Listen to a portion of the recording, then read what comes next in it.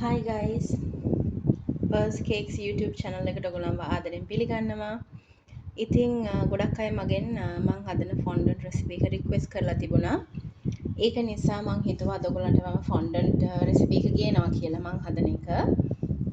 ඒ සඳහා අපිට ඕන වෙනවා මූලික වශයෙන්ම ඕන වෙනවා gelatin.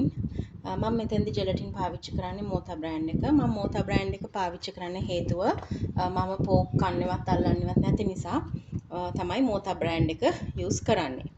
එතකොට අපිට ඕන වෙනවා වතුර, අපිට ඕන වෙනවා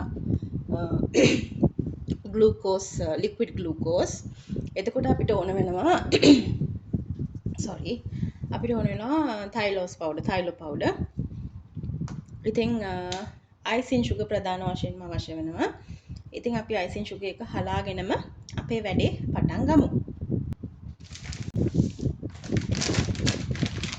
ඉතින් මම icing sugar පාවිච්චි කරන්නේ Motha නෙවෙයි, Motha use කරන්න පුළුවන් ඩුම් එක. ඩුම් icing sugar එක තමයි පාවිච්චි කරන්නේ.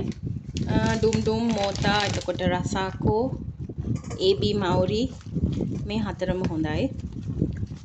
සාමාන්‍යයෙන් fondant, gum paste, butter icing එකට උනත් හදනවා නම් අනිවාර්යයෙන්ම හොඳ brand එකක් use කරන්න. මොකද fondant gum paste නම් low brands වලින් හදන්නත් බෑ, හරියට එන්නේ නැහැ කොහොමත් පදම. butter icing නම් අපි අනිවාර්යෙන් කන නිසා ඒක ගැන අපි අනිවාර්යෙන්ම පරිස්සම් විය යුතුයි. මොකද අපි කන්නනේ හදන්නේ ඒක. මම දැකලා තියෙනවා අඩුවට icing තියෙනවා. මමත් ගෙනල්ලා තියාගෙන ඉන්නවා icing sugar අඩුවට. හේතුව අපිට dummies cover කරන්න එහෙම ඒවා use කරන්න පුළුවන්. එතකොට අපිට ඔය තියෙන්නේ boards වල grass pipe කරන්න, ඔය කන්නේ නැති pipe කරන්න තියෙන ඒවා තියෙන අකුරු කපන්න, ඒ වගේ දේවල් වලට ඉතින් අපිට ඒ ලාභ icing sugar එක use කරන්න පුළුවන්.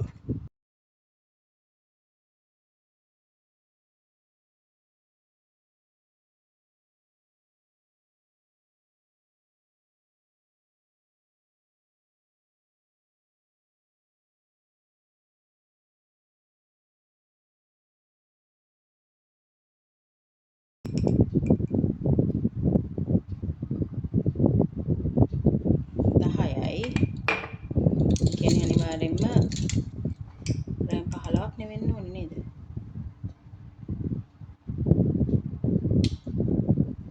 දැක්කනේ හරියටම ග්‍රෑම් 15යි. ජෙලටින් මේස හැඳි 1/2ක් හෝ ග්‍රෑම් වලින් නම් 15යි. දැන් අපිට අවශ්‍ය වෙනවා වතුර මේස හැඳි 4/2ක්. 1යි 2යි 3යි 4යි මාරයි. දැන් මම මේකට ජෙලටින් ටික දාලා මික්ස් කරනකොට ඉතින් මේක ගල් වෙනවා. දැන් බය වෙන්න එපා ඉතින්. මොකද මම ගත්තේ උණු වතුර නෙමෙයිනේ.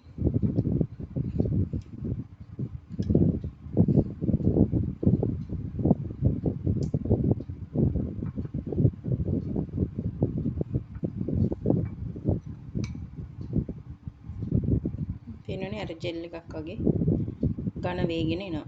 හරි. දැන් අපි ඩබල් බොයිල් කරන්න යන්නේ අපේ ජෙලටින් එක. ඉතින් මේ ජෙලටින් පේනවනේ හොඳටම ඝන වෙලා. දැන් මේ තත්ත්වෙන් තියෙන්නේ. දැන් මම මේ විදිහට ඩබල් බොයිල් කරන්නේ. එතකොට මේ බෝල් එක වතුර එකේම දාන්න අවශ්‍ය නැහැ අපිට. මෙහෙම එතකොට මේ පෙරණ එකෙන් එන වාෂ්ප වලින් තමයි මේක ඩබල් බොයිල් වෙන්නේ. මේ තියෙන්නේ liquid glucose මේස හැඳි 4ක්. මම liquid glucose එක පවා මේ දැන් මේ ගල් වෙලා තියෙන එක නිවිලා හින්දා මම liquid glucose එක සාමාන්‍ය මේ තත්ත්වෙන්නේ තියෙන හරි අමාරුයිනේ අපිට බෝතලෙන් දාගන්න. ඒක නිසා මම බෝතලේ පිටින් උණු වතුර එකක බස්සලා තියාගන්නවා. එහෙම වුණාම ඒක හරි ලේසියෙන් අපිට ගන්න පුළුවන්. වැඩියෙන් එන්නෙත් නැහැ, අඩුවෙන් එන්නෙත් නැහැ. දිය වෙච්ච නිකන් ලික්විඩ් එකක් වගේ ඒක ගන්න ලේසි. ඉතින් අනිවාර්යෙන් මම මේ විදිහට කරන්නේ. එහෙම කරා කියලා එහෙම හානියක් වෙන්නේ නැහැ. ඒක නිසා මම ඔයගොල්ලන්ට කියන්නේ ඒක හරි ලේසි ක්‍රමයක්. දැන් මෙතන තියෙන්නේ වතුර මේස හැඳි 4 මාරයි. ජෙලටින් මේස හැඳි 1/4යි. ලික්විඩ් ග්ලූකෝස් මේස හැඳි 4යි.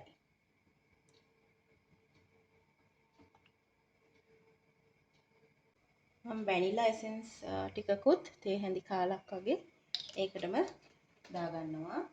මේකට ඔයගොල්ලන්ට රෝස් එසෙන්ස් හරි මොකක් හරි කලර් එකක් නැති එසෙන්ස් එකක් හරි යූස් කරන්න පුළුවන්. කලර්ලස් එකක්. ඉතින් මම වැනිලා එසෙන්ස්ම පාවිච්චි කරා.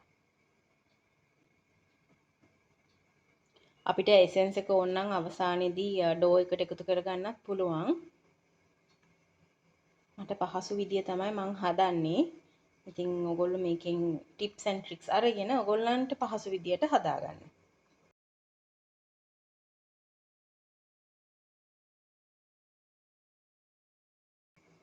දැන් නම් හොඳටම දිය වෙලා තියෙනවා. පේනව නේද ඔයගොල්ලන්ට? දැන් මේක හොඳටම උණුයි. දැන් අපි ලිප ඔෆ් කරමු.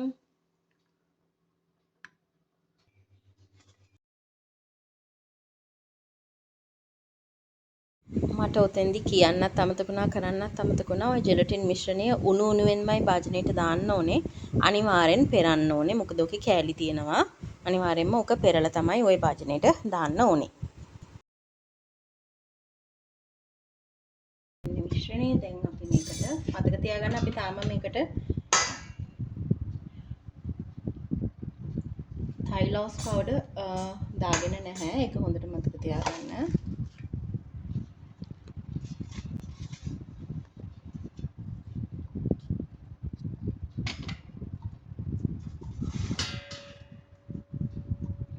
දැන් අපි icing sugar සාමාන්‍යයෙන් මම දැක්කලා තියෙන ගොඩක් තැන්වල මේ මෙෂර්මන්ට් එකට එකවර දාගන්නවා.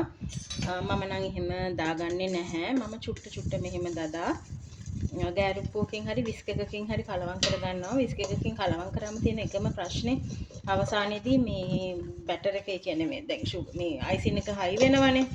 එතකොට විස්ක් එකේ තියෙන ටික ගන්න හරි අමාරුයි. ඉතින් ගෑරුප්පුව තමයි ලේසිම විදිය.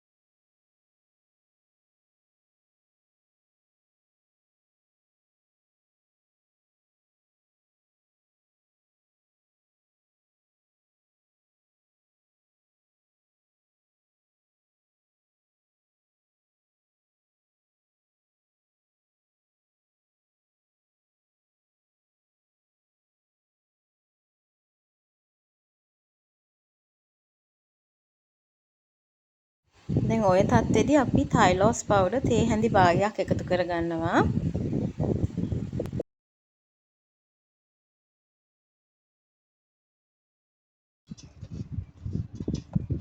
Tylose powder දැම්මාම මේ මිශ්‍රණය පොඩ්ඩක් ඝන වෙනවා. මොකද Tylose powder දාන්න එක හේතුවක් හොඳට ඇදෙන සුළුභාවය එකෙන් ලැබෙනවා. ඔයගොල්ලෝ අපි කවුරුත් දන්නවනේ අපි fondant toppers අර හයි කරගන්න, ඒ කියන්නේ මොනවද ගල් කරගන්නේ මොනවද ඒකට කියන්නේ? අර දැන් ගම් පේස්ට් වගේ ඉක්මනට වේලනවනේ. ඉක්මනට වේල ගන්න අපි Tylose powder චුට්ටක් යූස් කරනවනේ. ඒ වගේ දැන් මේකට අපි Tylose powder තේ හැඳි භාගයක් දැම්මා. විශේෂයෙන්ම මේකේ ඇදෙන ගතිය ගන්න සහ ගානට එක එතකොට ඒක ඕන්ට වැඩි වේලෙන්නේ නැහැ. ඉතින් මේක නිසා වැඩි කරගන්න එපා. Tylose powder වැඩි වුණොත් fondant එකෙන් අපිට ප්‍රයෝජනයක් ගන්න බැරි වෙනවා.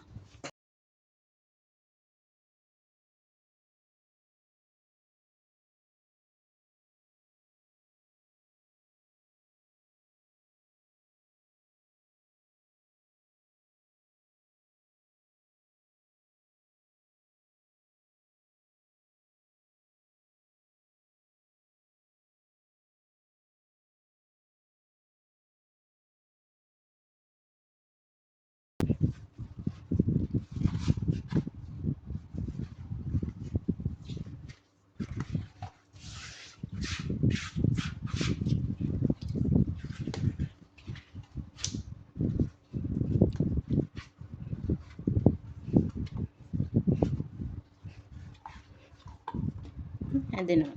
තාම ඇලෙනවා.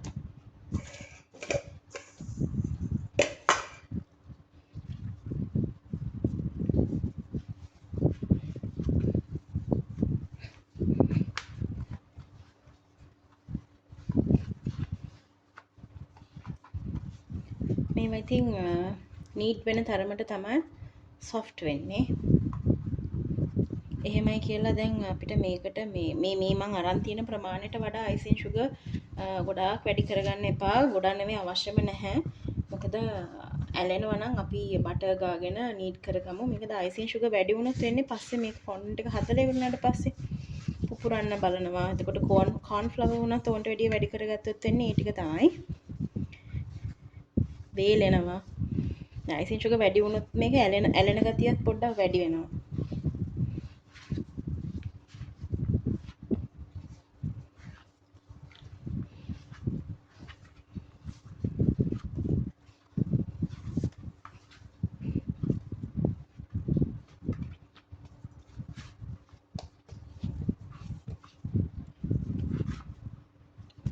එනනේ ඔයගොල්ලන්ට පදම.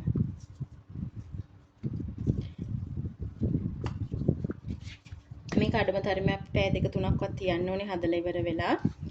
මොකද අපි මේකට තෛල පවුඩර් එකතු කරගන්න නිසා. පැය 2-3ක් හොඳට ක්ලින් රැප් එකකින් ඔතලා එයා ටයිට් බොක්ස් එකකක් දාගෙන ෆ්‍රිජ් එකේ දාලා තියන්න. ආයෙ පාවිච්චි කරනකොට ෆ්‍රිජ් එකෙන් එළියට අරන් ඒ පෙට්ටියේම තියන්න රූම් ටෙම්පරේචර් එකට එනකන්.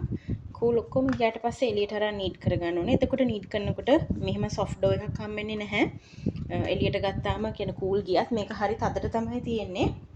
කෑලි කෑලි කැඩෙනවා වගේ. එතකොට මේ හොඳට ආයේ නීට් කරලා ගන්න. එතකොට හරි ඒ නීට් කරනකොටත් බටර් ටිකක් ගා ගන්න. කෝන් ෆ්ලවර් චුට්ටක් දාගත්තට කමක් නැහැ. ආයේ අයිසින් ෂුගර් දාන්න එපා. කෝන් ෆ්ලවර් චුට්ටක් නිකන් ඩස්ට් කරගෙන නීට් කරගන්න. ඒකත් වැඩි කරගන්න එපා.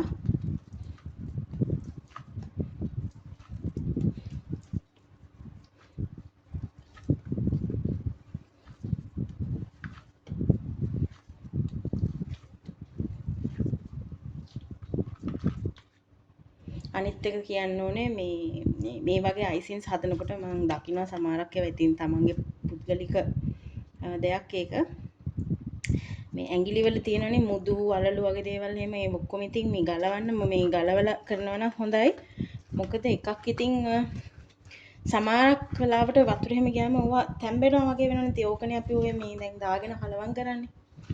අනිත් එක මේ ඒක ඉතින් එක එක්කෙනාගේ ටාවයිනිකයි හැමෝම තමන්ගේ කැමැත්ත. ඉතින් මම නිකන් අදහසක් කියන. අනිත් එක තමන්ගේ ඒ ආභරණ පවා සවුත් වෙනවනේ. ඉතින් මේ ඉතින් අනිත් එක අපිට කලවම් කරන්නත් හරි ලේසි. ඔය මුකුත් අතේ නැත්තම් පේනවනේ. මම ඊට පස්සේ ඔයගොල්ලන්ට ගේන්නම් ආයෙත් දවසක ෆොන්ඩන්ට් එකකින් කොහොමද අපි කේක් එකක් කවර් කරන්න කියලා. මම ටොපර්ස් හදනවා ෆොන්ඩන්ට් වලින්. නමුත් හරිම අඩුයි මම ටොපර්ස් හදන්නේ ගම් පේස්ට් වලින්.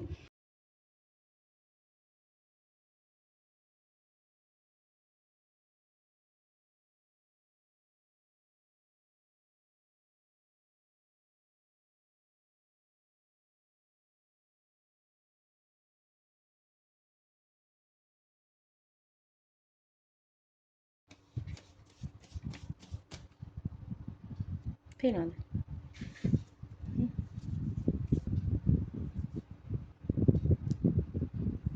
ඉරි තැලෙන්නේ මොකුත් නැහනේ. කියන්නේ පදම හරි.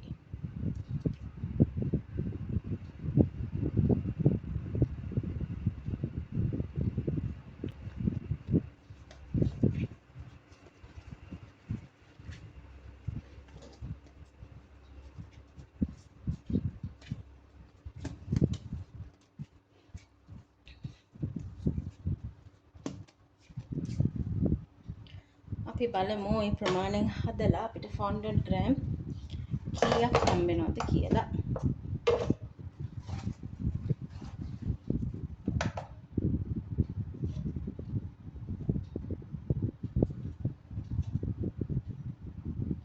ආයසිය 80 කියමුකෝ. fondant ග්‍රෑම් 680යි. එතකොට අපි බලමු අපේ සීනි කොච්චර ඉතුරුද කියලා.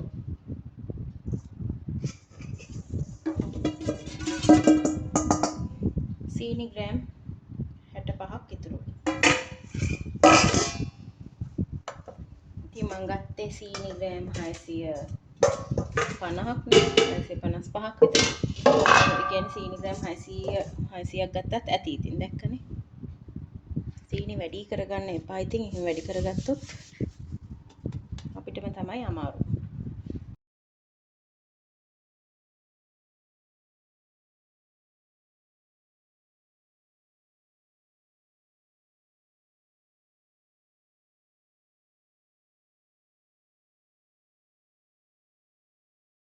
ඒ කියන්නේ මේ අද හදපු එකේ නෙමෙයි. මේක තාම මම ෆ්‍රිජ් එකට වත් දැම්මේ නැහැ. හදපු ටොපර්ස් වගේක්. මේ මම ඊයේ හැදුවේ. හදලා තාම වේලෙන්න තියලා තියෙන්නේ. එනවනේ. බලන්නකො ඒගොල්ලන්ගේ ලස්සන නේද? එතන ටර්ටල් කෙනෙක්, ඔක්ටොපස් කෙනෙක් සහ කියුට් මාළුවෙක් ඉන්නවා. මේ යාළුවගේ වරල තාම වේලිලා නැහැ. ඒකයි මම මේ ටූල් එකක් තියලා තියෙන වේලෙන්න. ඉතින් මම හිතනවා ඔයගොල්ලන්ට අද වීඩියෝ එකෙන් යම් කිසි ඔයගොල්ලන්ගේ අවශ්‍යතාවය ගැන ඔයගොල්ලෝ මගෙන් ඉල්ලපු දේ ලැබුණා කියලා. ඉතින් මේ විදිහට හදලා බලන්න. ප්‍රශ්න තියෙනවා නම්, ගැටලු තියෙනවා නම් කමෙන්ට් සෙක්ෂන් එකේ දාන්න. ඔයගොල්ලන්ගේ අදහස් යෝජනා කරන්න. මගේ channel එක හොඳයි නම් ඔයගොල්ලෝ කැමති නම් මම දාන වීඩියෝස් වලට subscribe කරන්න, අනිත් අයටත් බලන්න share කරන්න, comment කරන්න, like කරන්න. ඔයගොල්ලෝ දෙන support එකට ගොඩක්ම thank you. ගිහිල්ලා එන්නම් හැමෝටම සුබ දවසක්. Shalom.